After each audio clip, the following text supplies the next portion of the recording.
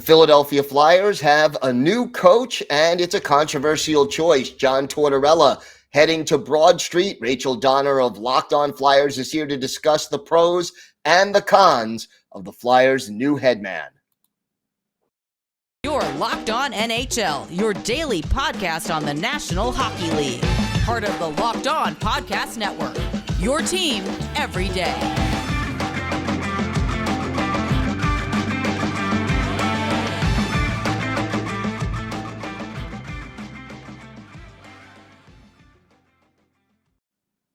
All right, everybody. Welcome back to the Monday edition of the Locked On NHL podcast. Gil Martin, glad to be with you today. And thank you for making Locked On NHL your first listen every day. We are free and available on all platforms.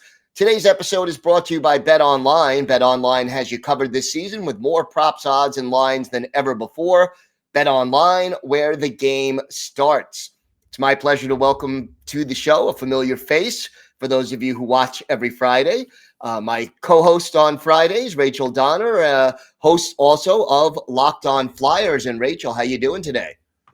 Good. It feels weird to be talking to you on a Monday as opposed to Friday. It's like, wait a minute. Usually when I see you, it's the end of the week. We're all looking forward to the weekend. And now here we are at the beginning. But certainly an eventful weekend for the Philadelphia Flyers.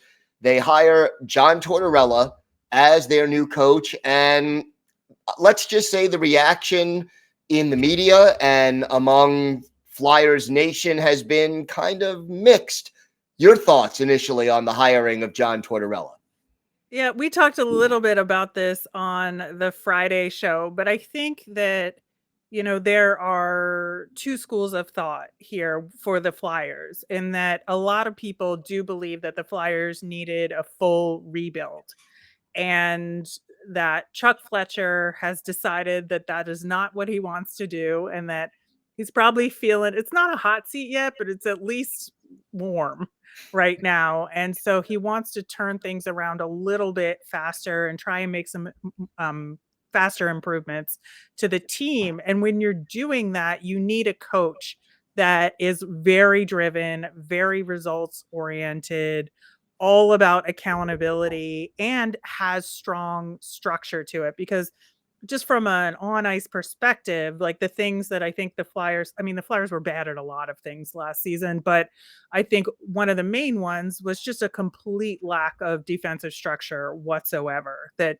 teams could just skate up through the neutral zone straight into the offensive zone and basically get set with very little resistance. And if you look at what John Tortorella offers, he does kind of align with what those needs are. And so if you're doing what Chuck Fletcher is saying that he wants to do and have this aggressive retool and try and get a whole lot more wins this season than last season, Tortorella ostensibly fits that bill according to his resume. He's won the Jack Adams, he has a Stanley Cup, he is an extremely successful winning record, but some will say at what cost? So where do you fit into that spectrum of between here's a successful guy, but at what cost? Yeah, it's really tough because I think that having him as the head coach will potentially make some existing players on the team a little uncomfortable who don't like his style and maybe would want to go elsewhere. It could make some free agents less willing to sign with the team, although it could make some others more interested in signing with the team. And that's what's so hard here, is that Chuck Fletcher is planning on doing a lot this offseason. Is he going to run into some problems with John Tortorella behind the bench? Now, on the other side of things, we have a current Philadelphia Flyer in Cam Atkinson, who played with him in Columbus, who absolutely loves him and was one of the first players to tweet a congratulations message to him and is super excited about the prospect. We have another former Columbus player, also former Flyer, in Scott Hartnell, who is equally as enthusiastic. And in the introductory press conference that Tortorella held with Chuck Fletcher, Torts said, hey, I had a real rough time with Cam Atkinson getting along at first, and I had to bench him a few times, but we figured it out. I got the best out of him. I think he will say that he's a better player now for having played with me. Scott Hartnell said the same thing, that they butted heads and it was really difficult at first, but they got to a place where Scott Hartnell said, yeah, I think he really did get the best out of me as a player, and I'm a better hockey player. I'm a better person for having worked with John Tortorella. So, I just think that in everything that's been said from the Flyer side of things and from Tortorella's side of things, we haven't really heard those other stories about the players that eventually got traded or the players that didn't work through whatever it was. And so I think we're going to have some mixed feelings and mixed reactions from different players.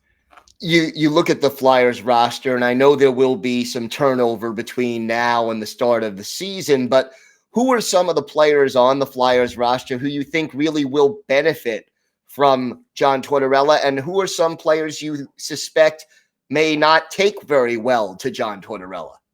Let's do the latter one first, because I think that's a little bit easier.